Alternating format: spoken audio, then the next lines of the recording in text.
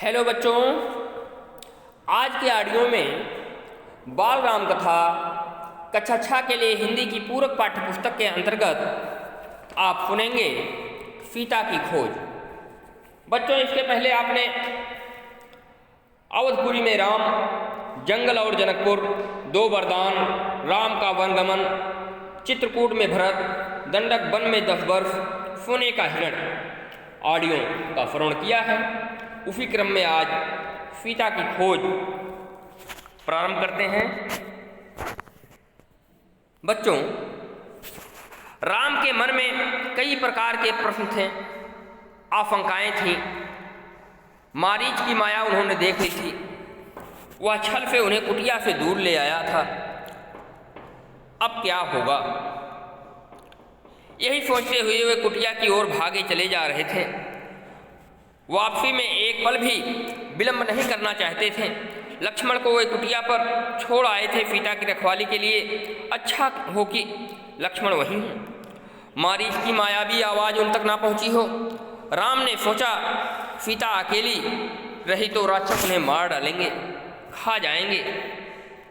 बच्चों, तभी उन्होंने पगडंडी से लक्ष्मण को आते देखा। वही हुआ जिसका राम को डर था। अनिष्ट की आशंका और बढ़ गई। पता नहीं सीता किस हाल में होगी, राक्षसों ने उन्हें मार डाला होगा, उठा ले गए होंगे। अकेली सीता दुष्ट राक्षसों के सामने क्या कर पाई होगी। कुटी छोड़कर आने पर वह लक्ष्मण से क्रुद्ध थे। उन्होंने क्रोध पर नियंत्रण रखा। लक्ष्मण का बायां हाथ जोर से पकड़ लिया। डर ने दोनों भाइयों को घेर लिया था। देवी सीता ने मुझे विवश कर दिया भ्राते। उनके कटु वचन मैं सहन नहीं कर सका, कटाक्ष और उलाहना नहीं सुन सका। मैं जानता था कि आप सकुशल होंगे, आपकी सुरक्षा को लेकर मन में कोई संदेह नहीं था।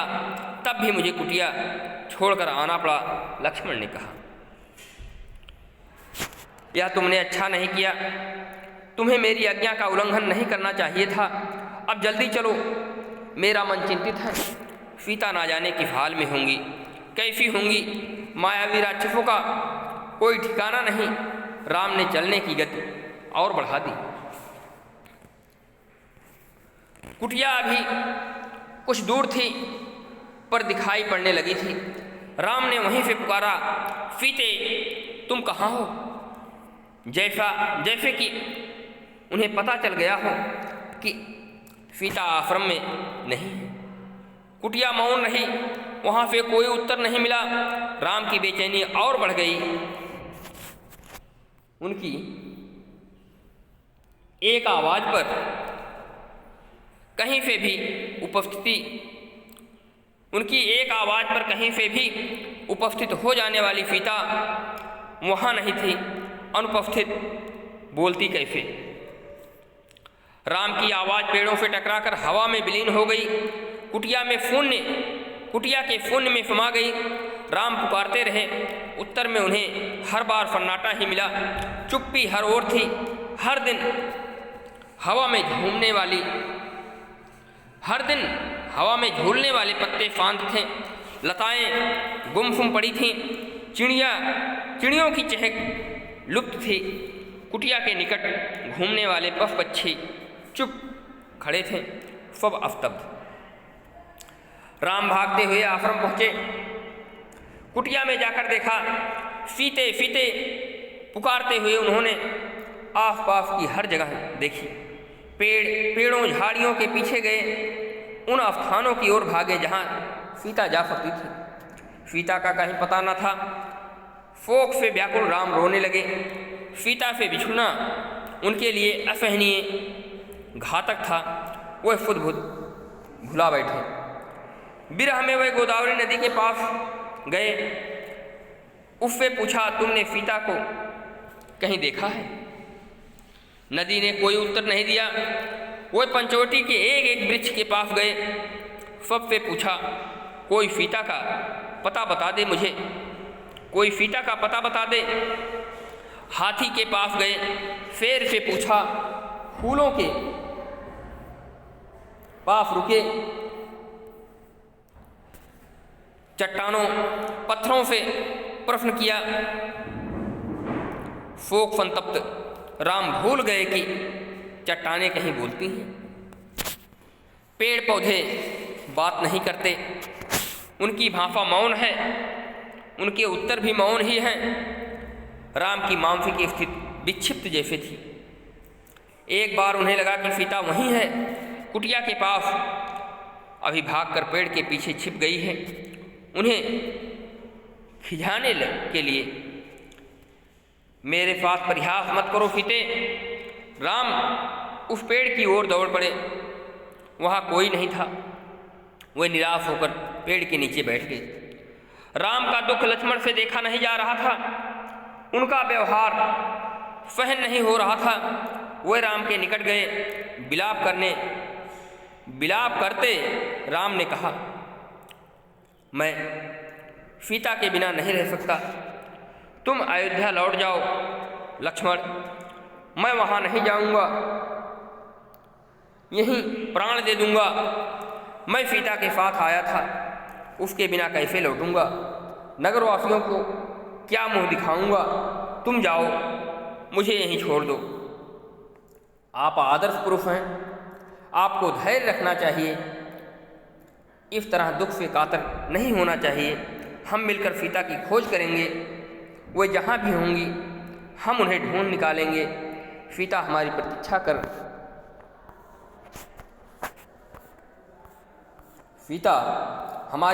कर रही होंगी।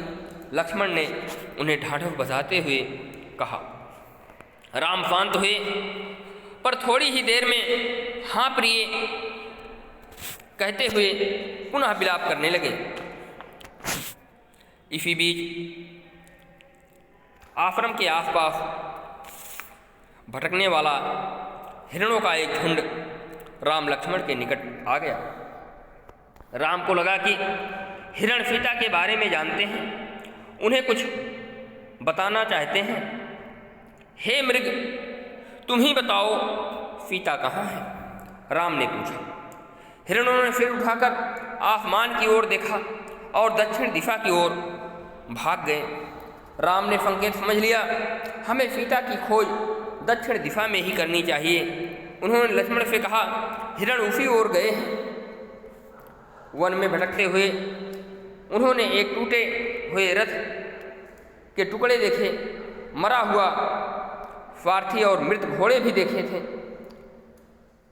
फिर से देखे बच्चों, वन में भटकते हुए उन्होंने एक टूटे हुए रथ के टुकड़े देखे, मरा हुआ सारथी और मृत घोड़े भी थे। वन में रथ का क्या प्रयोजन, उसके टूटने का क्या अर्थ? राम असमंजस में पड़ गए। लगता है थोड़ी देर पहले यहाँ संघर्ष हुआ है, लक्ष्मण ने कहा। यहाँ पुष्पमाला वही है जिसे सीता ने बेणी में गूंथ रखा था। निश्चित तौर पर सीता राक्षसों के चंगुल में फंस गई है। यह माला संघर्ष के दौरान बेणी से टूटकर गिरी होगी। पर यह रथ कैसे टूटा? राम सोचने लगे। सीता के संघर्ष से यह नहीं टूट सकता। अवश्य किसी ने राक्षसों को चुनौती दी होगी, उनसे युद्ध किया होगा। वहाँ से थोड़ी ही दूर राम ने पक्षीराज जटायु को देखा, पंख कटे हुए, लहूलुहान, अंतिम सांसें गिनते हुए। हे राजकुमार, सीता को रावण उठा ले गया है, मेरे पंख उसी ने काटे। सीता का विलाप सुनकर मैं रावण को चुनौती दी।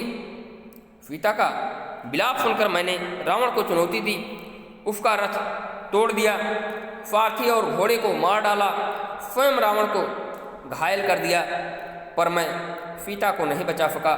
रावण उन्हें लेकर दक्षिण पश्चिम दिशा की ओर उड़ गया। कहते कहते जटायु ने प्राण त्याग दिए। राम ने आगे बढ़ने से पहले जटायु की अंतिम क्रिया की। वो सोचते रहे, पछताते रहे, यह कैसा विधान है। मैं तो कष्ट में हूँ ही, मेरी सहायता करने वालों को भी इतना कफ राम की आंखें नम हो आई। उन्होंने जटायु को अंतिम बार प्रणाम किया। जटायु ने सीता के बारे में महत्वपूर्ण सूचना दी थी। रावण का नाम बताया, दिशा बताई जिधर सीता को लेकर वह गया। राम जटायु की चिता के पास मौन खड़े थे। यह समय विलाप करने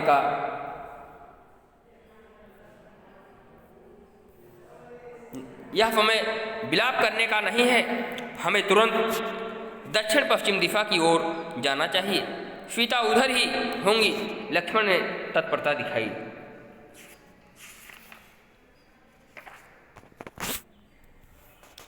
आगे का मार्ग और कठिन था। राम और लक्ष्मण को लगभग हर दिन राक्षसी आक्रमणों से जूझना पड़ा। अनेक कठिनाइयां आईं, अवरोध मिले। दोनों राजकुमार प्रत्येक बाधा पार करते चले गए। उनके सामने लक्ष्य स्पष्ट था, दिशा तय थी, उन्हें कोई नहीं रोक सकता था। वन मार्ग जितना कठिन होता गया उतनी उनकी दृढ़ता बढ़ती गई। वनवासी राजकुमार प्रतिदिन सुबह उठते और दक्षिण दिशा की ओर चल पड़ते। एक दिन यात्रा के प्रारंभ में ही एक विशालकाय राक्षस ने उन पर आक्रमण कर दिया। उसका नाम कबंध था। कबंध देखने में बहुत डरावना था।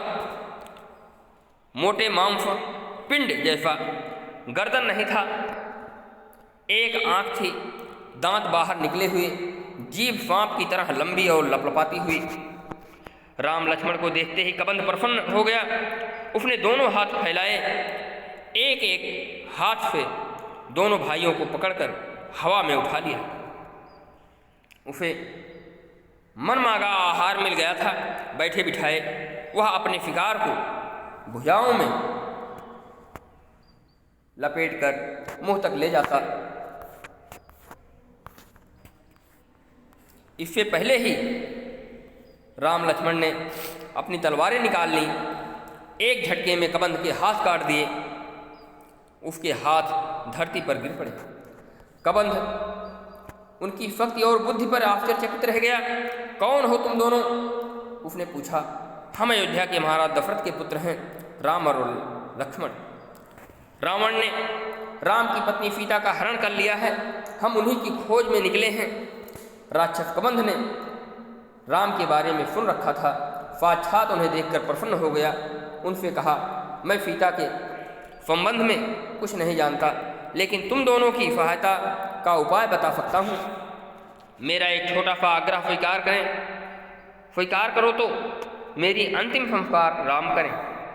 राम ने इस पर सहमत व्यक्त की। कबंध बोला, आप दोनों पंपा सरोवर के निकट ऋषिमुख पर्वत पर जाएं।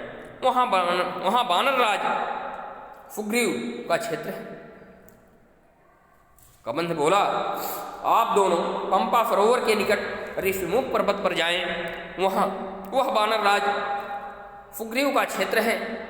वह निर्वासित जीवन व्यतीत कर रहे हैं। सुग्रीव से मदद का आग्रह कीजिए। उनके पास बहुत बड़ी वानर सेना है। सुग्रीव के वानर सीता को अवश्य खोज निकालेंगे। कबंध की सांस टूटने लगी थी। उसका अंत निकट था। राम और लक्ष्मण को